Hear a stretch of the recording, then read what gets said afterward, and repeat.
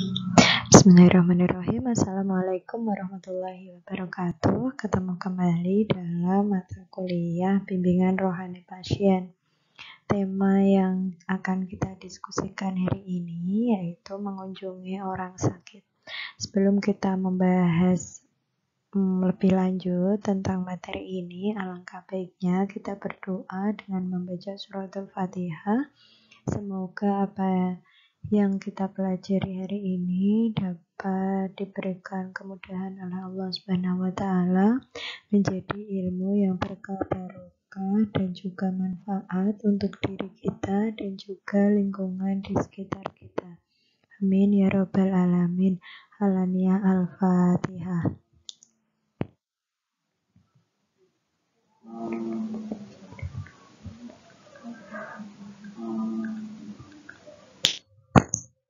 Terima kasih. Kita langsung saja membahas tema hari ini, yaitu mengunjungi orang sakit.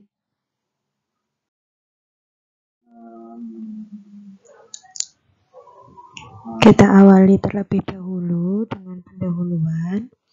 Sehat dan sakit merupakan bagian yang tak terpisahkan dari diri manusia. Tentu saja ya, karena kita berpasangan, ada sehat, ada sakit, ada hidup, ada mati, ada laki-laki, ada perempuan, ya kan?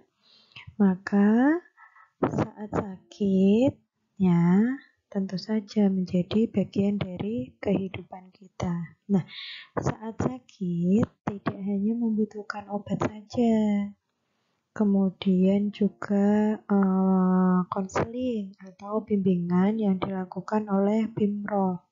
Nah, tentu saja aspek-aspek tersebut sangat dibutuhkan pasien, akan tetapi ada aspek lain ya yang mampu memberikan pengaruh pada kondisi jasmani maupun rohani si pasien. Apa itu? Yaitu dukungan keluarga dan juga orang-orang yang ada di sekitarnya. Misalnya siapa? Kerabat, sahabat, tetangga, ataupun orang-orang yang memang berkaitan dengan si pasien. Nah, bentuk dukungan yang diberikan kepada orang-orang yang sakit dapat berupa berbagai macam. Misalnya ada ucapan, kemudian doa, ataupun dengan mengunjungi langsung orang yang sedang sakit. Nah, dari berbagai hal yang berkaitan dengan mengunjungi orang yang memang sedang sakit, baik itu di rumah ataupun di rumah sakit, tentu saja ada berbagai keuntungan.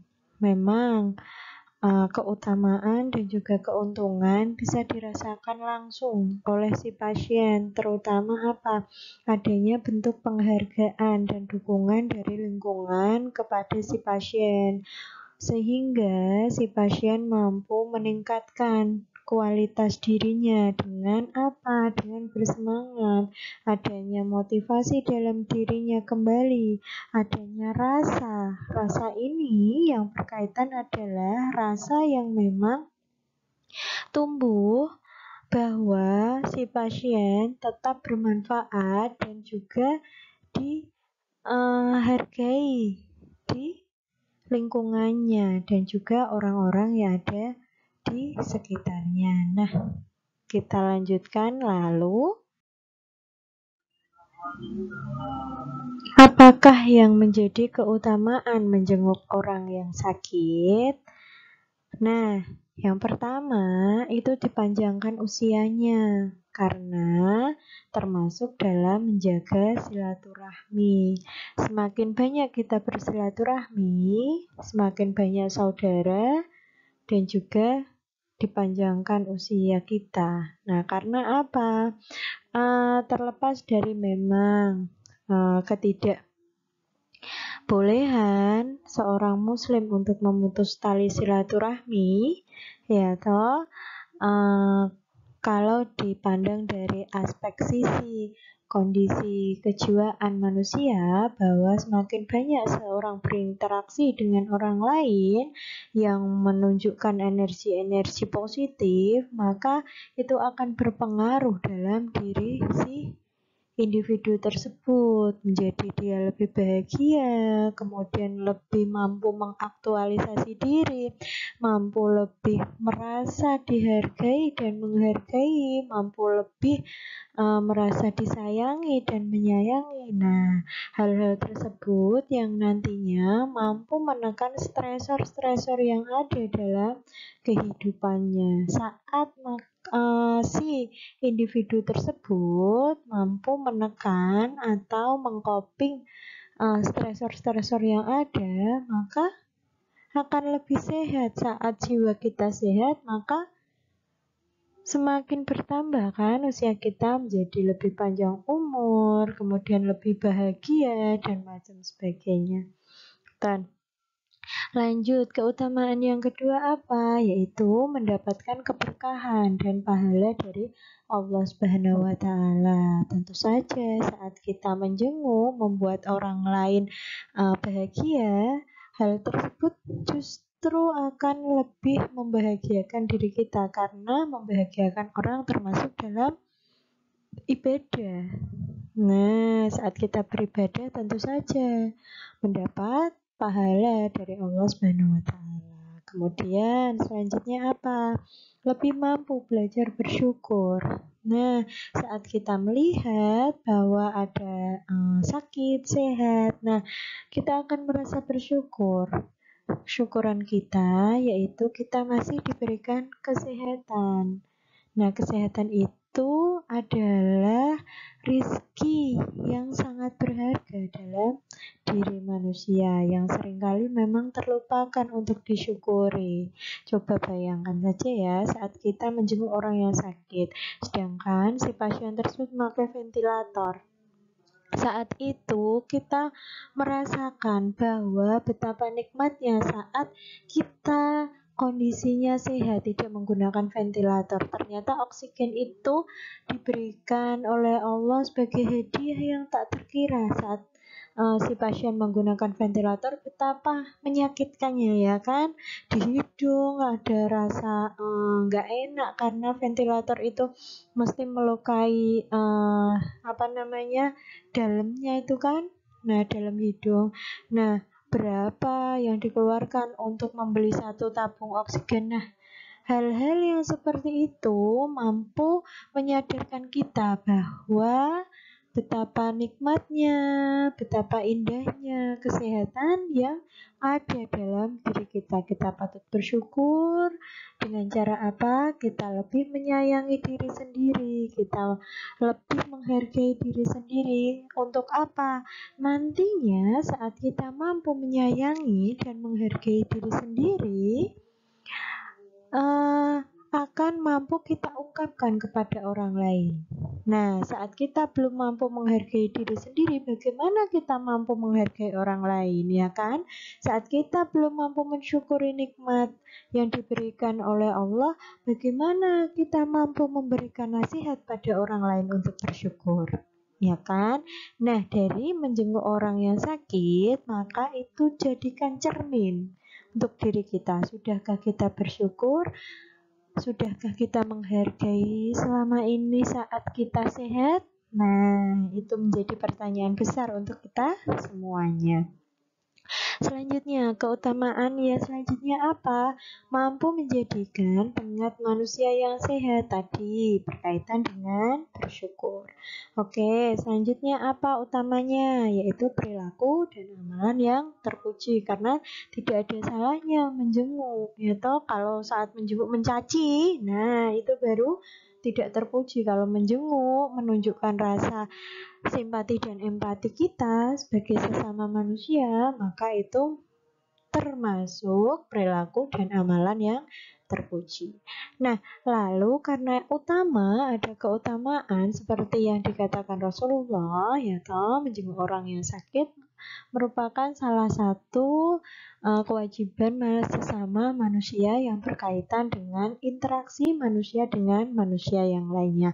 Lantas, apa saja adabnya, apa saja etika atau hal-hal yang harus dilakukan sesuai dengan norma yang ada untuk menjenguk si pasien atau orang yang sakit.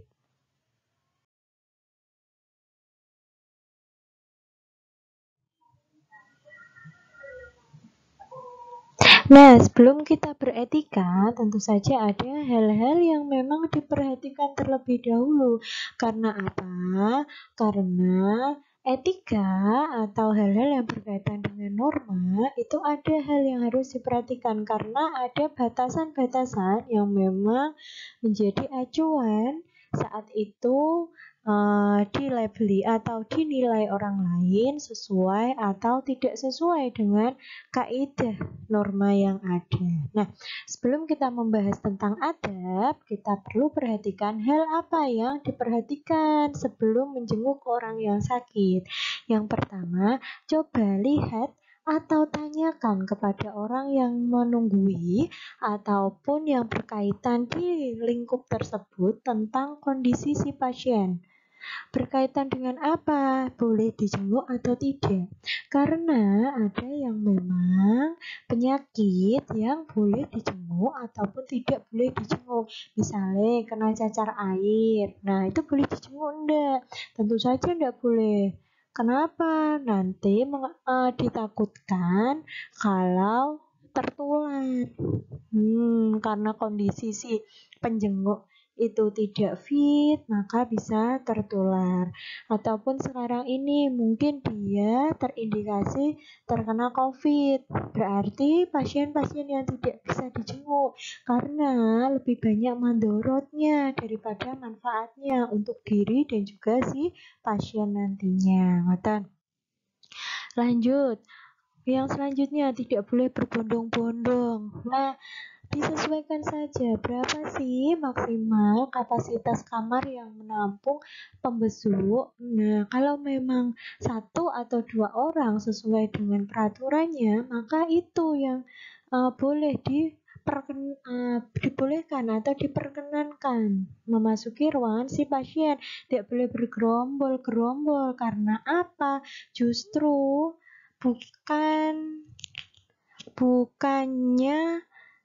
bukannya memberikan kenyamanan, malah mengganggu istirahat si pasien itu sendiri. Selanjutnya apa? Yaitu peraturan yang ditetapkan dalam layanan kesehatan. Jadi hal-hal yang memang berkaitan dengan lembaga. Ada misalnya jam besuk sampai jam berapa, kemudian berapa orangkah, bolehkah anak-anak atau tidak, siapa sajakah yang boleh membesuk atau tidak. Nah, itu berkaitan dengan peraturan-peraturan yang ada. Lanjut ya.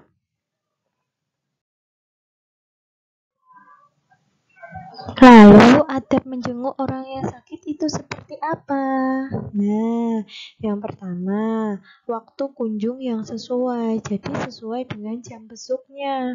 Tidak boleh jam 12 malam gitu ke ruangan pasien. Itu mau menjenguk apa mau ngapain gitu? Ada tanda tanya besar ya kan? Jadi harus disesuaikan. Untuk apa? Untuk kenyamanan si pasien dan juga keluarga si pasien.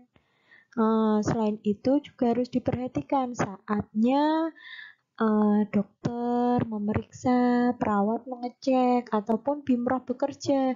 Jangan sampai waktu kunjungan orang atau kerabat yang membesuk justru malah menghambat pekerjaan tim medis ataupun bimroh itu sendiri.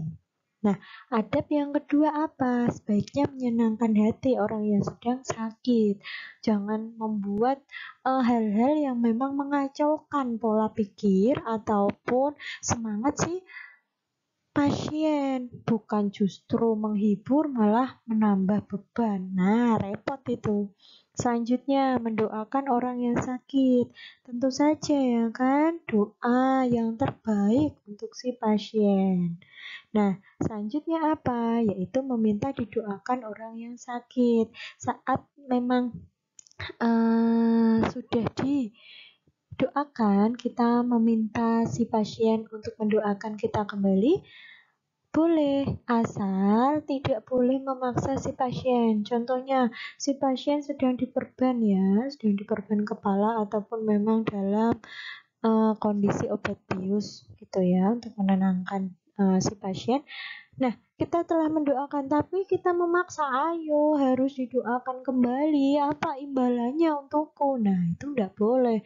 Harus sesuai saat kita meminta didoakan kembali, hendaknya meminta dengan halus, tidak boleh memaksa.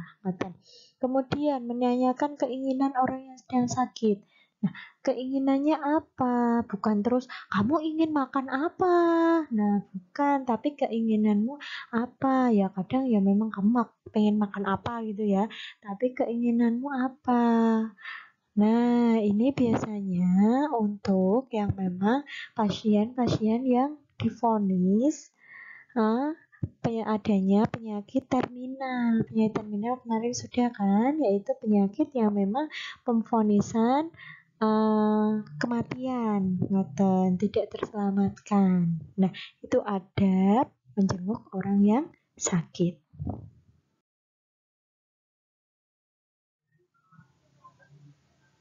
Nah, sebagai pedoman kita, tentu saja selain apa yang tadi yang dilakukan sebelum ya toh, kemudian ada adab. Nah, ini adalah hal-hal yang tidak boleh dilakukan saat menjenguk orang sakit.